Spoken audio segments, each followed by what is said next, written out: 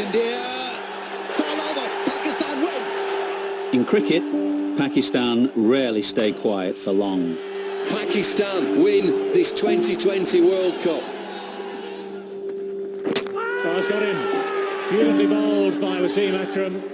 They have been touched by genius. Bowled him! Waka Yunus has got the breakthrough! They have been champions of the world. That's up in the air, he's getting under it. This could be victory, it is. Pakistan win the World Cup. There has been controversy. The fourth end-power test match between England and Pakistan has therefore been forfeited. No ball is the call. Lots of controversy. How far was that? Whoa. Why does it always seem to be Pakistan who are embroiled in these issues? Because you tell me. The question has to be asked. They have lurched from the sublime. Oh, bowling. Magic from Yasser. To the ridiculous. In the air, Srishan takes it! India win! Pakistan are the game's great enigmas. And the last decade has seen them face their greatest challenge yet.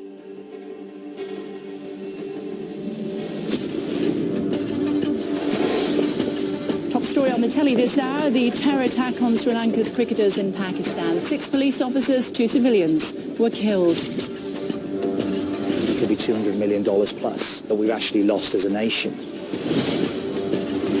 Pakistan win. India blown away. The sort of talent we have in this country, and I feel Pakistan will become a major cricketing force now.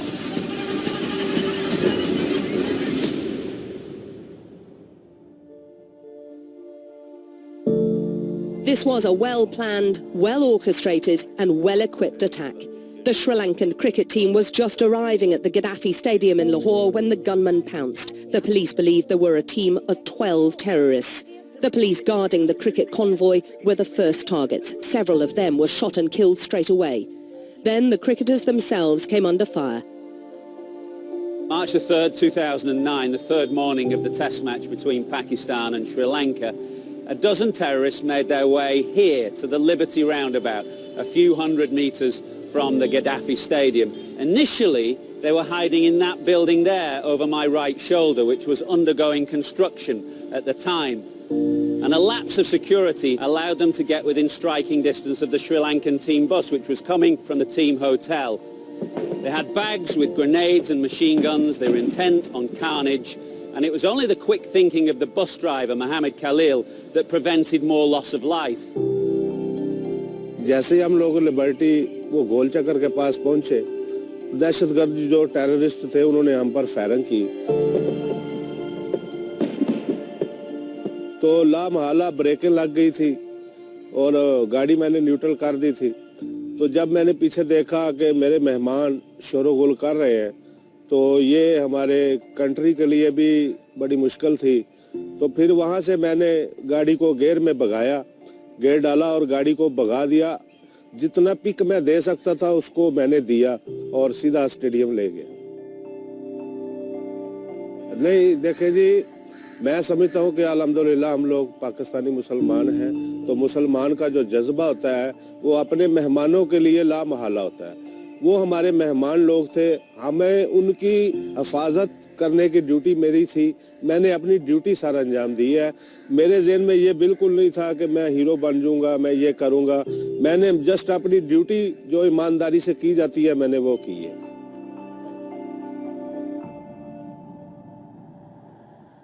As it was, 6 policemen and 2 civilians died, and 6 of the Sri Lankan players received shrapnel wounds of various degrees of severity.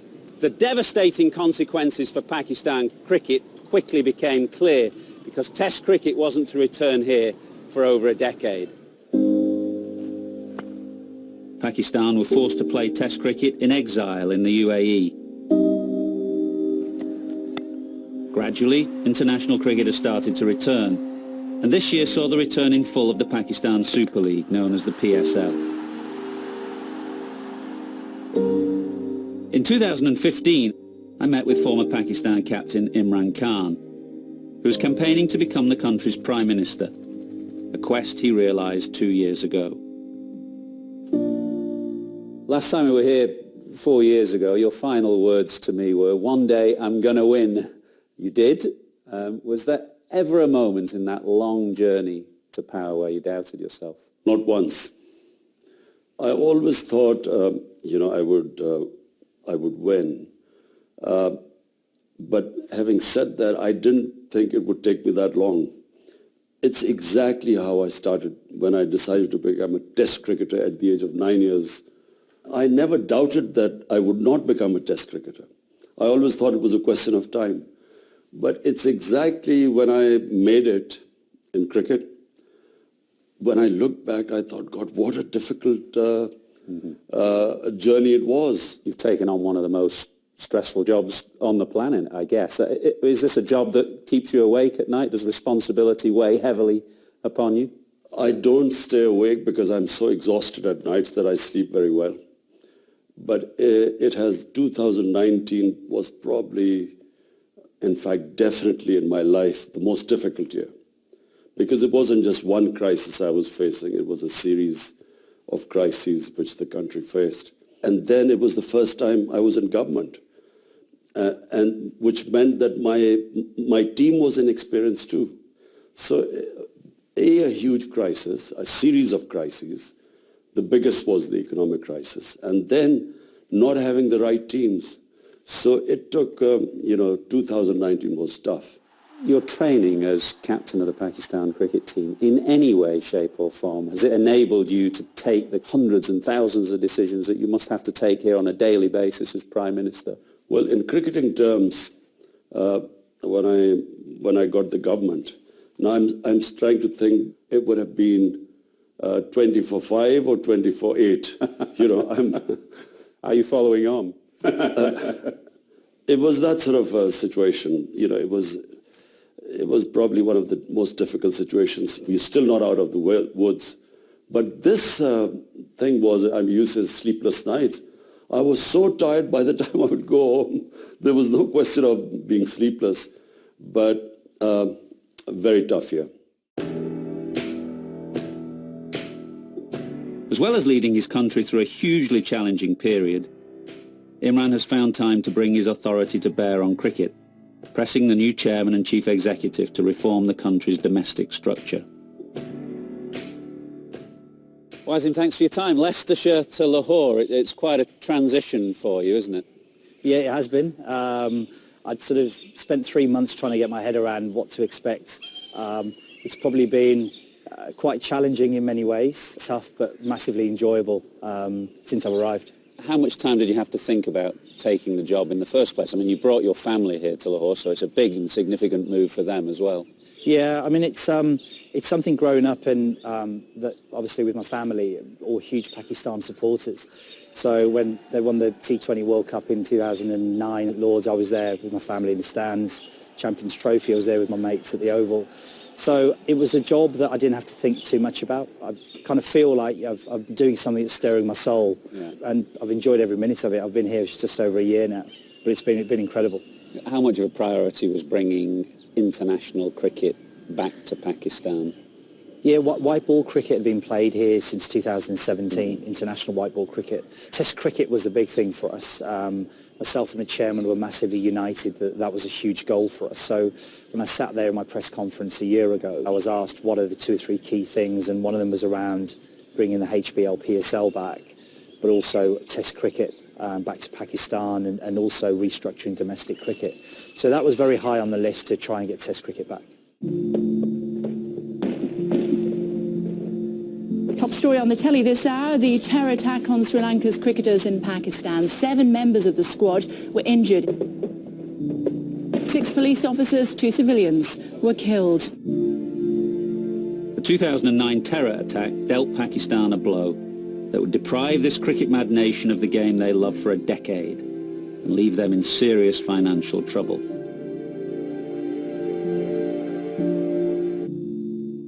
Can we talk about the years of exile, then? Can you calculate over, say, the 10-year period that Test cricket hadn't been played here, what the financial cost would be to the board? Just to give you some examples, Ath, we played Australia in a 5 one-day international series last March in the UAE, and it cost us close to $2 million to put that on, with pretty much no return. We weren't getting the gate receipts, the sponsorships, all the other things. Not playing India has had a huge impact on us. We've calculated we may have lost in the region of about $150 million over the last 6 years by not playing them because of the broadcasting deals. I'd probably be guessing a little bit, but it could be $200 million plus that we've actually lost as a nation from not playing. But just as importantly, I think we've lost a generation potentially of cricketers.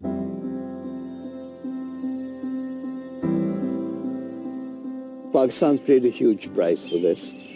From the cricketing side, our youngsters in Pakistan had not seen the international players play here. You know, there's no better way of spreading the gospel of cricket, promoting the game, developing the game, than have youngsters to come and see cricket matches in our country. I just feel for the fans, for the players also, because some of these guys played 70 test matches without a single test in front of home crowds, which is massive. It was quite shocking when the Sri Lankan test series took place for our players to come to me and say thank you. They'd never played test cricket in Pakistan. Some of them are near the end of their careers, and to have spent 10 years without playing a test match in Pakistan, you know, it summed it up. So we paid a huge price. One of those players is Azhar Ali, the current captain of the Test team.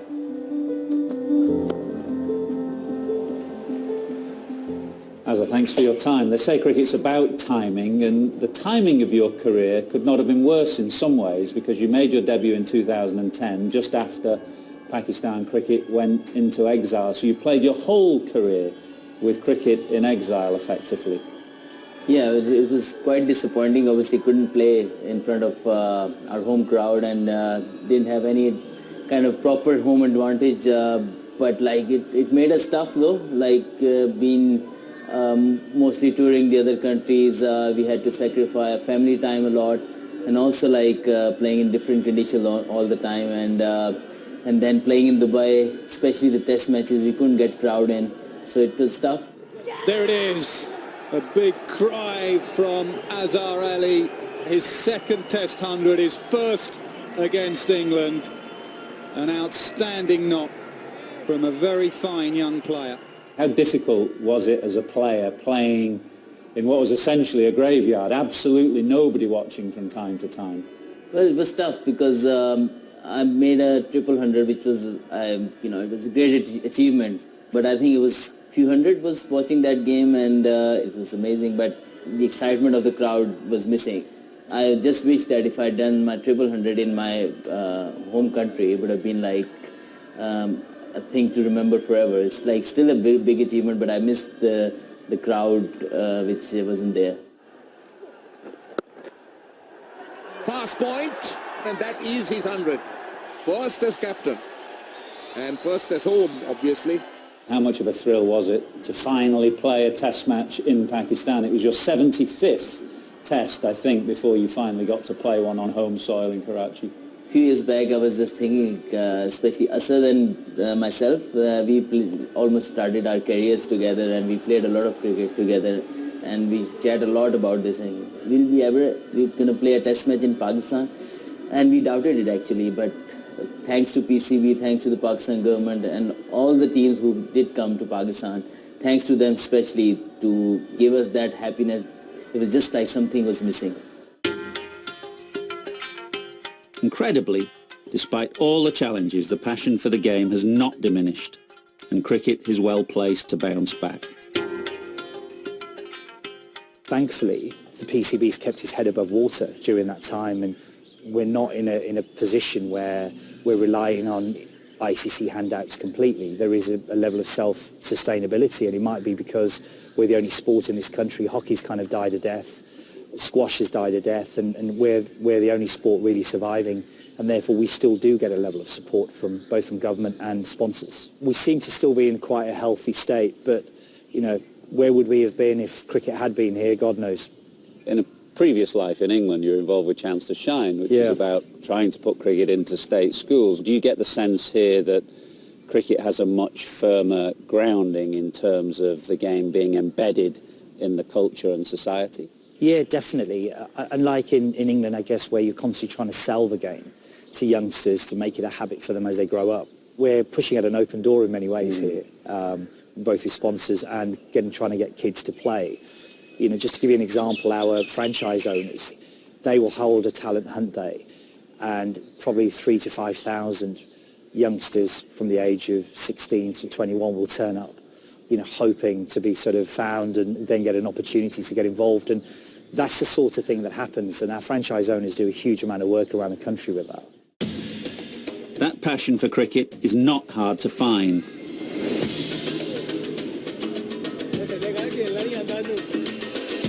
Although the ball used is somewhat unorthodox and makeshift. So, tape ball match, tennis ball wrapped in tape. Yes. So these are formal games or casual games? Casual games, always casual games. Yeah. Usually it's a 4-hour game and 4-hour game? 4-over game. 4-over game, Yeah, okay. we play like 3 or 4 games. And these tape balls, they spin? They spin and swing as well. Uh-huh. Yeah. PSL is on at the moment. Yeah. Yes. Tell us about PSL in Lahore. You've been to the games? Yes, we both have been in one game, the one between Lahore and Peshawar. Right. And Lahore won, and we were supporting Lahore. And I was supporting cost of tickets? Peshawar. Oh, you're supporting Peshawar? I like Darren Sammy, like another boys. Okay. He all plays very good cricket. Cost of tickets? 500 each. 500 rupees, which equates to about $4 US dollars. Yeah, that's affordable for you guys? Yeah, affordable. Very much affordable for us. So, favourite Pakistan player? Babar Azam. Yeah. Serious player. Classical player. Classical drives player. very well. Yeah. Favourite overseas player? Alex Hales. Yeah. Alex Hales. Karachi Kings. Why do you like him? Great strength. He's a good guy. Favourite commentator? Ramesh Raja. Ramesh Raja. From Favourite Pakistan. overseas commentator? Michael Slater. Michael Slater and Danny Morrison. Danny Morrison. Crazy man. He was waiting for your name. Well, I thought you might, you know.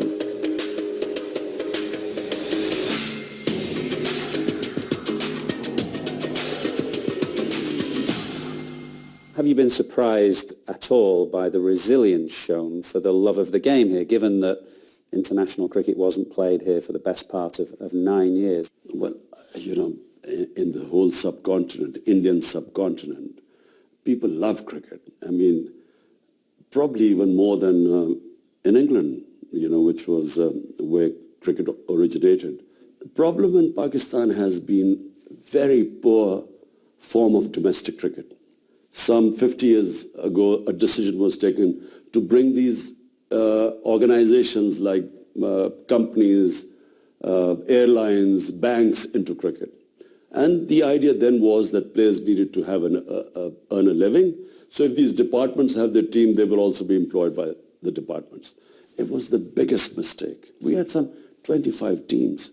So the worst aspect of English cricket, county cricket, was always that the talent was spread too thin. If you spread the talent into too many teams, the standard goes down. And, you know, to prepare test cricketers, you need quality competition. In India, since 2010, when they started this, the Indian 20-over league and squeezed the talent into a few teams and brought in overseas cricketers, the Indian cricket standard has gone up. I have been campaigning for 40 years that Pakistan should have regional cricket, squeeze the talent. Which has happened. How much influence did you have over that? Well, I've been, you know, like a broken record. I went on for 40 years telling them that this is not what you have at these airlines and banks. Who's interested in if an airline plays each other? When regions play each other, there's affiliation, and so there's the crowds put pressure on the teams. We had the equivalent of some of the English county matches where there were about 10 people and their dogs watching, and empty grounds. I always found that very uninspiring. Is it an advantage or a disadvantage to have the Prime Minister of the country who was a former cricket captain? Yeah, it's an interesting one because he takes a huge interest. Just to give you an example, we reduced our number of club first-class teams from 16 to 6. So he'd always had this vision of the Australian model of going down to 6 teams to improve the quality. So my first meeting with him, my first week, you know, he said to me, give me your views and what you think we should do. And I said, well, explain that with 220 million people that our population was a lot bigger than Australia, and we certainly didn't want to close off that talent pool opportunity. And maybe we should look at 8 or 10 teams. And so after about 10 minutes of me fighting my case of what we should do, he turned around and said, I think we'll go with 6. So you ended up with 6? We ended up with 6, yeah. So I learned very quickly that actually he's, you know, he's very clear in terms of his thinking. But it's great to have his support because the security that we've had to put in place for countries coming, and particularly with HBL PSL, is we've needed state sign-off for that. Actually, we're very lucky with that in the fact that once this state-level security is signed off by the PM, that the costs are then picked up by the local governments. So we probably put in around about 10% of the cost, the overall cost, but he's been unwavering in his support because this is his vision as much as anybody else's to get international cricket back here.